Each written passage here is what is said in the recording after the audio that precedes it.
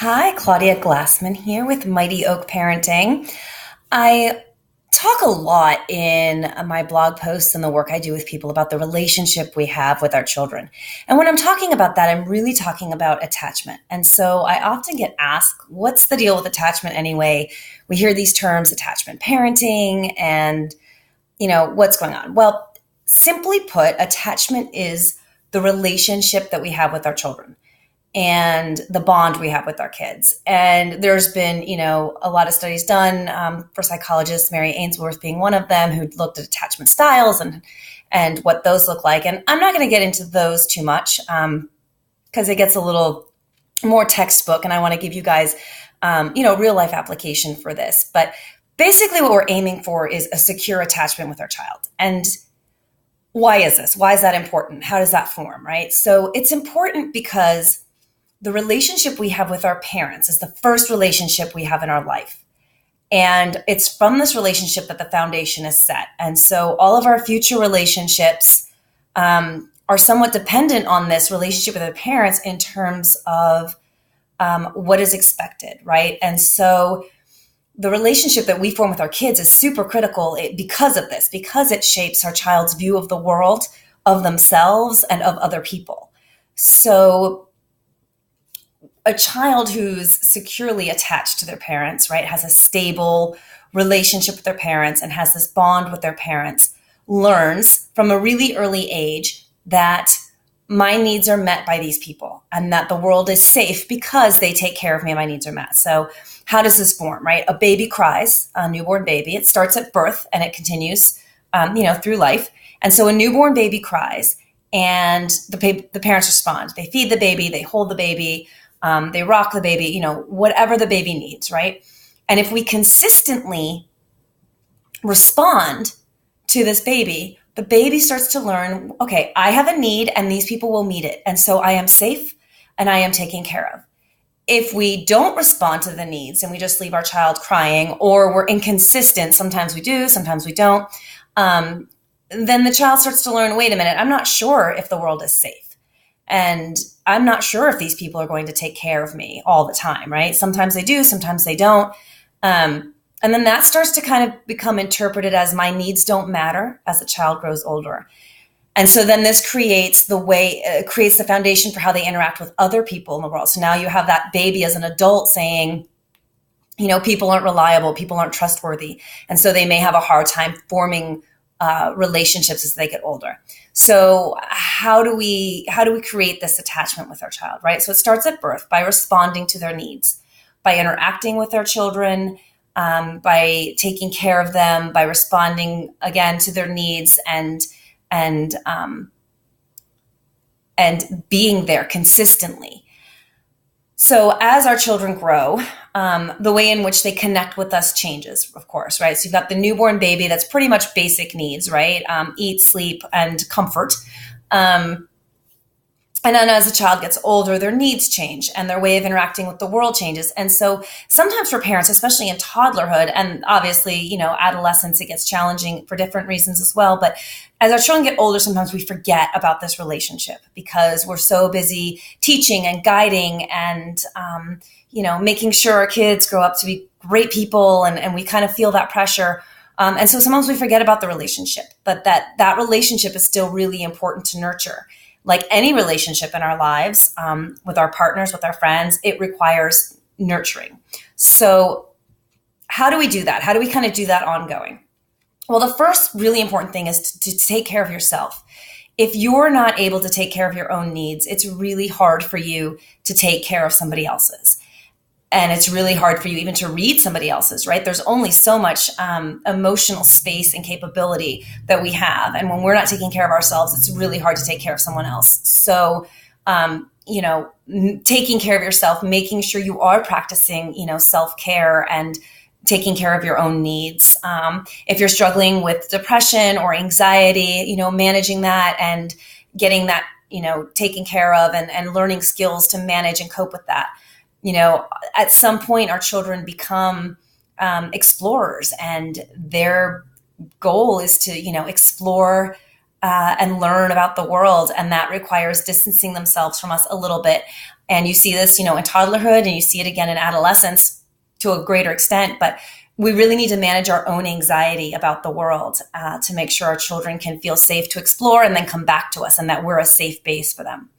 The second thing is to really tune into your child. Now, this is whether they're young babies, right? They're crying. What's the need that needs to be met? Do they need to eat? Are they tired? Do they need comfort and to be held? What is the need? And then toddlerhood, maybe your child's having, a tantrum. What do they need? Right? They're overwhelmed. How can you help them regroup? What kind of support can you offer them? There's also your adolescent may come home a little bit moody or need a little bit of space, or maybe they need you to say what's going on, right? And to kind of just throughout your child's life, work on being attuned and paying attention and tuning in to what their behaviors are saying. And that changes based on their ages. But our children always have needs from us, right? If we really are the attachment figure for them, and we are that secure base, meaning they can go out in the world and explore and then come back to us and feel safe, then we need to really kind of stay in tune so that we can help identify their needs and help meet them. Now, that doesn't mean solve all their problems, right? So your child that had a hard day at school because a friend was mean to them doesn't mean we swoop in and fix that, because sometimes we can't. But it does mean sitting with your child, offering empathy, offering support, and sometimes just sitting with them in the moment, right? Maybe we can't fix it, but I get it and I'm here, is also a really important factor. The third thing is to play and have fun and spend time together. It sounds really basic, but we get busy and we don't always make our relationships a priority. And our relationship with our children is just as much a priority as other relationships. And so, doing fun things together and playing and keeping things playful, this won't create attachment in and of itself, at least. It takes a lot more, learning that you're a reliable person and a dependent person and someone they can count on is kind of what creates the foundation for that. But doing fun things together just kind of fuels that relationship and feeds that relationship, right? And doing fun things together and playing together just kind of makes us feel more connected. And so keeping that in mind to really make it a priority to spend time. And the fourth thing was really to honor our children for who they are. And as parents, we have expectations and beliefs and hopes and dreams for our children. But those are our hopes and dreams for them. And that may not be their hopes and dreams. So whether it's having a strong-willed toddler and you wish they weren't so strong-willed, so you're trying to, break their will instead of just accepting that they are strong-willed and parenting, with that in mind, and coming up with parenting strategies that fit that personality. Or whether it's your child has interests that you wish they didn't have, or maybe you have interests that you wish they shared, but they don't. And to really just honor who they are as people. Our children, while they are, part of our family, they're also independent, unique human beings. And sometimes we get so caught up in our own projections of what we hope for them that we forget that they have their own thoughts and feelings and opinions on things. And so a really good way to start is even from a young age, just allow your children to express their thoughts and feelings. It doesn't mean you change decisions necessarily based on those, but to hear them and to respectfully, listen to them. And also just to really try to put aside your own expectations and look at your child for who they are. It's really important, especially as our children get older and, face social pressures by their peers. It's really important to keep our home a safe place for them. And one of the ways we can do this is to accept them for who they are. And so they may go to school and they may not be accepted for who they are and they may get picked on, but at least when they come home, they can have a place where they're not criticized, they're not judged, and they're not picked on.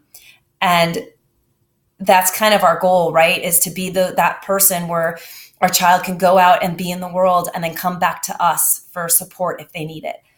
So really, it's really important to keep in mind that attachment is not a one-time event. It's not like your baby's born, you took care of them, and now you're attached. It takes a constant work to fuel this relationship and to nurture it. And it impacts so much of our child's life. It impacts their self-esteem, their ability to manage their emotions, their ability to focus, performance in school, future relationships and the success of those, and even how they parent their own children and how they start to connect with their own children, right? So we're setting this foundation for so many things. And so it's really important just to be aware of it and to keep it in mind. And I think one of the most helpful things to do is, if you get stuck, to just keep that relationship in mind and think about, what does my child need from me right now? Every behavior has a need behind it. And you can search through some of my last blog posts. I talk a little bit about that in a little bit more detail, but every behavior has a need behind it. So figuring out that need and how you can meet it or help them meet it. And then that'll always bring the focus back to your child's and to that very moment and to who they are. And that, of course, will continue to nurture that relationship and continue to allow them to feel like you are there. So something to think about. I know that's a loaded topic, but it's a really important one. And so we get so caught up in tools and techniques in parenting that sometimes we overlook the big stuff, right? And the really simple things that we can do. Well, they're big, but focusing on the relationship is, just one aspect that's so critically important, and will in turn affect discipline and everything and how your children respond to you. And so it's a really important place to start. So mull that over for a little bit. And I'm going to do a couple more videos in the near future about attachment. So keep your eyes out for those.